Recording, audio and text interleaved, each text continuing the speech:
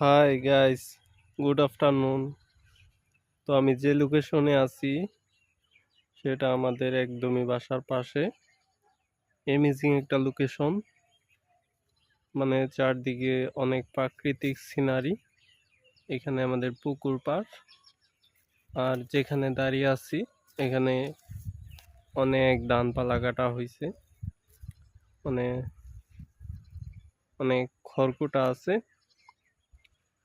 এইদিকেও যেটাদের ধান ক্ষেত, এখানে কাকাদের, আবার ওই পাশে আমাদের, মানে অনেক জমিন আছে আর কি, দেখতে পারতেছেন। আর এখানে সারা বছর পুকুরে পানি থাকে।